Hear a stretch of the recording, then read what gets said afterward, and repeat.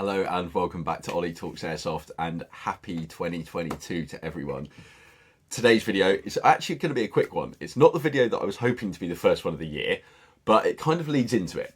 So this one, as you can see by the title of the video, is just going to be replacing the nozzle in a Tokyo Marui MWS bolt. Now I realise I don't think I've actually put this to video before, and I'm currently doing a video that is all to do with the green gas mod. So anyone that's ever heard of the green gas mod, I've got a couple of mags that I've been testing, and I'm basically trying to get to the answer to the question, should you do the green gas mod? But anyone that will remember from a couple of videos ago when I was testing the Type 89 mags, actually ever so slightly bent a bit on my nozzle, and when I was doing some of my testing yesterday for the green gas mod, I was getting a few malfunctions. So I thought, you know what, let's just go in, let's put it to camera, so anyone that wants to know how you change the nozzle out and how quick and simple it is, this can be a quick reference guide for you. So let's go top down and let's get started. Okay, so really simple actually. All you're going to need to do first is remove these two screws off the top. So let's just go in and do those. And this should just be a posi screwdriver or Phillips head, whatever you want to call it. So one screw out. And second one out. There we go. Put those to one side.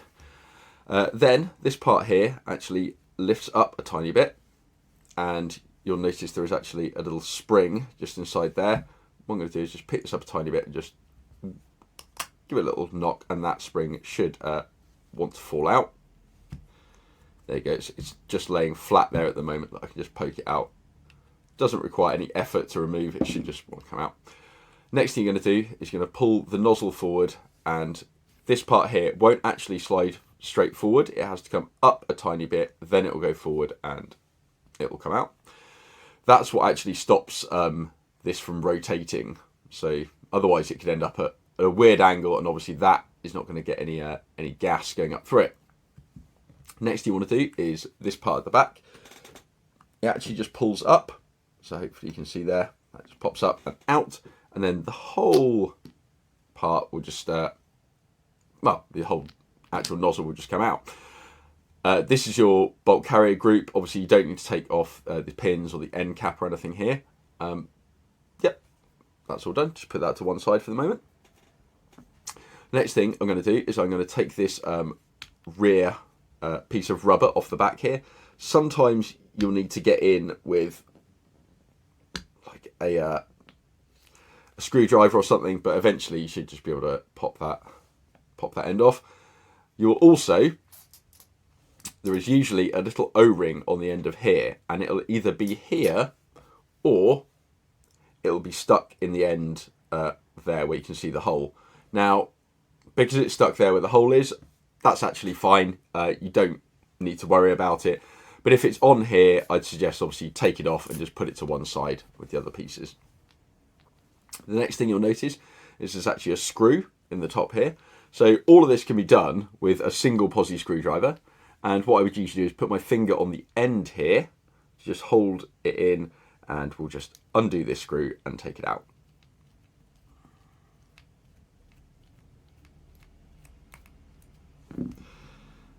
Okay, a little bit more.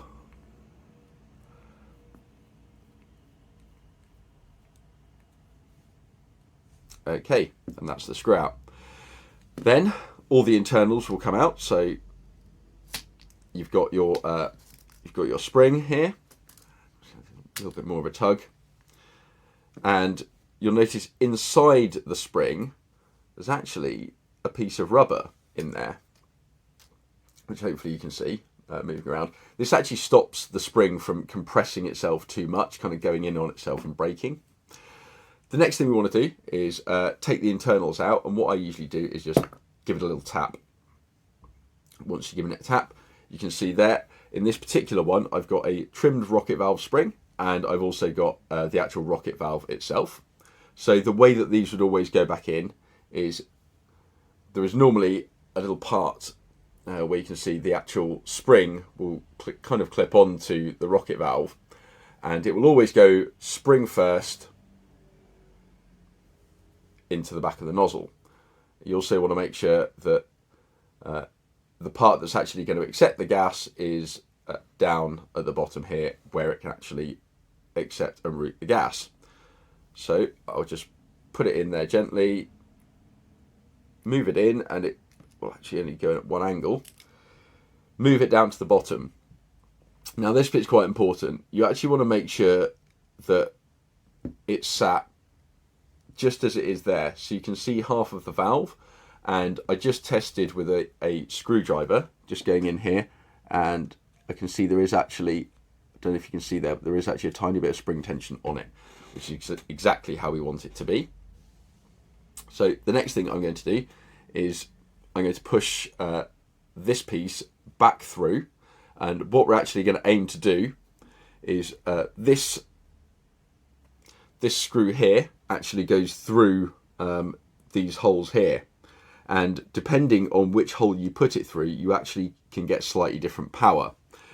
Now for this particular version, I've got it going through the hole just here.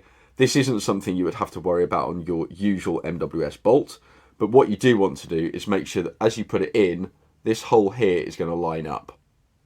So hopefully you can see there that that little hole there and the hole there will line up with each other. So we're going to push this in relatively level. We're going to push it in, and it may be a little bit hard to see, but if I look through this hole right here at the top, I can actually see all the way through to the other side. So that's exactly how I want it. So I'm going to keep my finger on the end here, keep making sure that there's a little bit of pressure on it so it all stays put. I'm going to put this screw back through the top, and it'll push most of the way, and all it's going to do is just grip onto the other side. So it'll come through just through that tiny little hole that you can see between my fingers there. So you want to be careful with this. Again, you don't want to over tighten this, so you don't want the screw to be protruding at the bottom here and coming out at all. That is a big no-no. Okay, you then want to check that this is actually under some tension, which it is, so that retracts as you would want it to. So it's all looking pretty good so far. I'm now going to get this buffer on the end. You'll notice that my fingers have got a little bit dirty because it's not the cleanest rifle in the world, I will admit, or not the cleanest bolt. The next thing I'm going to do is kind of the trinkety part, the extractor. It's actually easier if you just got to kind of pry this off. Feels like it's going to break, it won't, it'll be okay. What you get in here is you get a little spring in the front, and that will just sit in the top here, just like so, and you can see the end of it just back there. And anyone that's likes the look of my extractor just there, go and have a look for my free upgrade, and there is a tiny little nub just in the middle at the top there that actually engages with the spring, and you just push it back and it clips on. There you go, clipped on. Little bit of sprung movement in there. That's all we want. So the next thing we're going to do is this all looks to be okay. So I'm going to now insert this back into the bolt, and this little end piece here is going to come through the hole at the back here.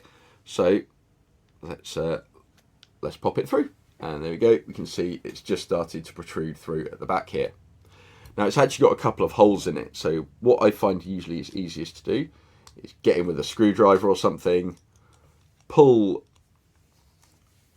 this part backwards ever so slightly, and then we actually have our locking piece here. So the locking piece will just go in here, and it holds this part outwards. Only a couple of parts to go until this is fully reassembled now. So again, like before, we want to make sure that the nozzle's straight. We want to pull it out a little bit, insert the guide, and it will go down and slip on like so. This is probably now the hardest part, which is actually getting this spring back in here. Now, people may have their own techniques. Mine is I tend to push this backwards. I will pick it up slightly like that, and I will put the spring in and very, very slowly lift it up until it catches. The edge of the spring will catch on a little nub. Okay, so I missed it there. It sometimes will take a couple of attempts to do. You just have to be patient. So,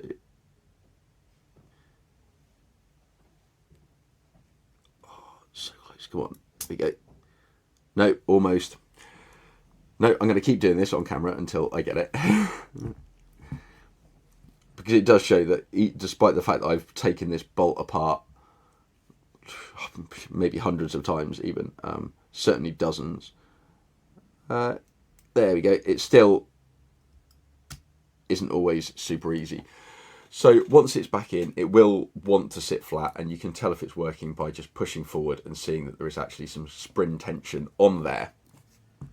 Last thing we're going to do is going to get these 2 screws, and we're going to pop them back in on top. So, I'm making a proper meal of it.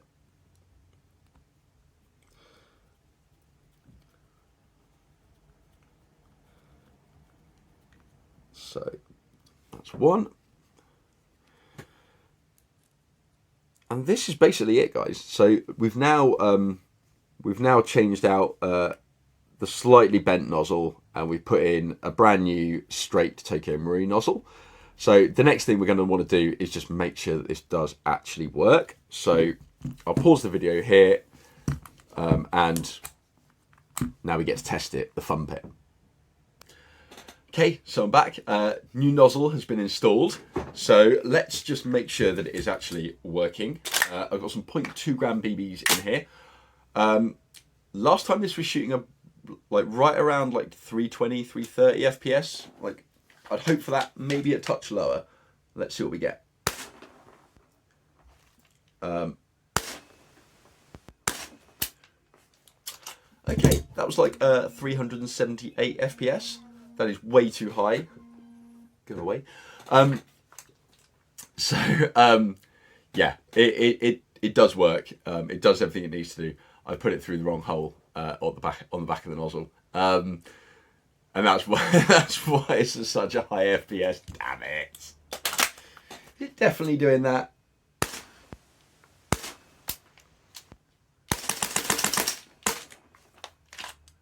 It's definitely doing that. So I did actually pop it back through a different hole now. Only takes a couple of seconds. I figured it was worth doing. I can't have a CQB gun running at such high FPS. But to anyone that's wondering, those GMP high flow nozzles, yeah, they really work. Like the high flow rocket valve, yeah, it does. You get a few kind of option points on it as well, which is quite an interesting design. So you don't always have to run it at the full power setting. So I often choose not to run it at the full power setting. Right, okay, here's the intricate part. Maybe that's a better technique, pushing up from the bottom. Who knows? Okay, so I'm hoping that when I now quickly run this through the Chrono, I'm going to see some slightly more realistic numbers. Back to the 330s, not the 380s, please. Because otherwise that's not really usable for me. I think it's the mag I was using. This whole extra bit literally has taken 2 minutes to do. I just turned the camera off very briefly to do it. Probably shouldn't have. BBs. Everything's black, that's the problem. Right. Let's get this back in the gun. That is... I did that really quickly, so I was like... No parts left on my desk. I'm going to assume that that's all... That means it's all fine. Okay, so we get. Come on, 320.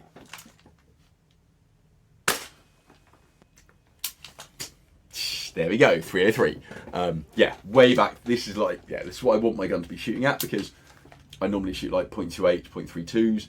So because of dual creep, I want my gun shooting around like, I don't know, like 300s on a .2. Like it really, like dual creep is the thing. 301, 289, that's a big fluctuation. 286, 280. Oh. Gas is dying. But there we go. Right, so I can now continue on with the video that I wanted to do. But here you go, guys. Yeah, just a little extra bit. You know what I'm like. I'll see you on the next video for the green gas one. Yeah, can't wait. Take care, guys. I'll see you on the next one.